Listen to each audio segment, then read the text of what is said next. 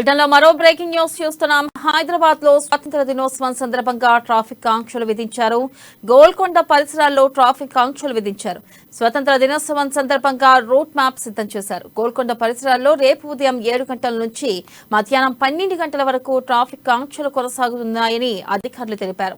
ఇక వేడుకలకు వచ్చేవారు వెళ్లాల్సిన మార్గాలు, పార్కింగ్ ప్రాంతాలపై రూట్ మ్యాప్ విడుదల చేశారు.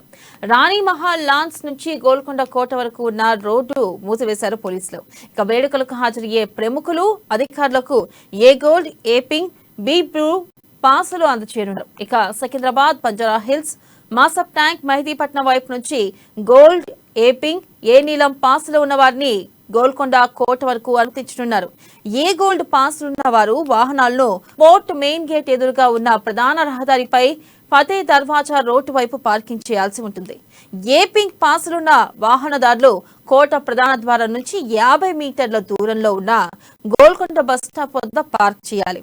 బి పాసులున్న గోల్కొండ బస్టాప్ దగ్గర కుడి మలుపు తీసుకుని ఫుట్పాత్ గ్రౌండ్ వద్ద పార్కింగ్ చేయాల్సి ఉంటుందని అధికారులు వెల్లడించారు.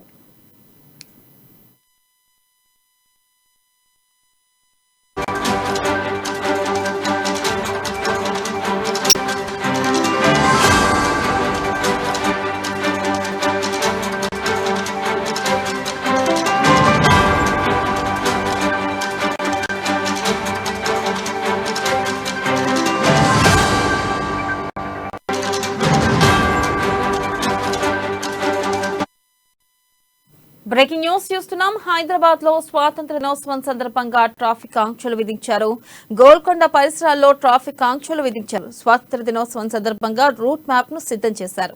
గోల్కొండ పరిసరాల్లో రేపు ఉదయం 7 గంటల నుంచి మధ్యాహ్నం 12 గంటల వరకు ట్రాఫిక్ ఆంక్షలు కొనసాగనున్నాయని అధికారులు తెలిపారు. ఇక వేడుకలకు వచ్చేవారు వెళ్లాల్సిన మార్గాలు, పార్కింగ్ ప్రాంతాలపై రూట్ మ్యాప్ విడుదల చేశారు. రాణి మహల్ లాన్స్ నుంచి గోల్కొండ కోట వరకు ఉన్న రోడ్లు మూసివేశారు పోలీసులు.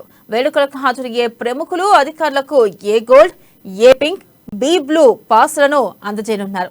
ఇక సికింద్రాబాద్, బంజారా హిల్స్, మాసప్ ట్యాంక్, మెహదీపట్నం వైపు నుంచి గోల్డ్, ఏ పింక్, ఏ నీలం పాసులు ఉన్న వారిని గోల్కొండ కోట వరకు అనుమతించనున్నారు. ఏ గోల్డ్ పాసులున్న వారు వాహనాలను పోర్ట్ మెయిన్ గేట్ ఎదురుగా ఉన్న ప్రధాన రహదారిపై ఫతే దర్వాజా రోడ్డు వైపు పార్కింగ్ చేయాల్సి ఉంటుంది.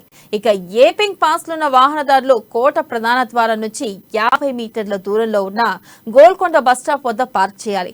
ఇక బి పాసులున్న వాహనదారులు గోల్కొండ బస్టాప్ దగ్గర కుడి మలుపు తీసుకుని ఫుట్బాల్ గ్రౌండ్ వద్ద పార్కింగ్ చేయాల్సి ఉంటుందని అధికారులు వెల్లడించారు.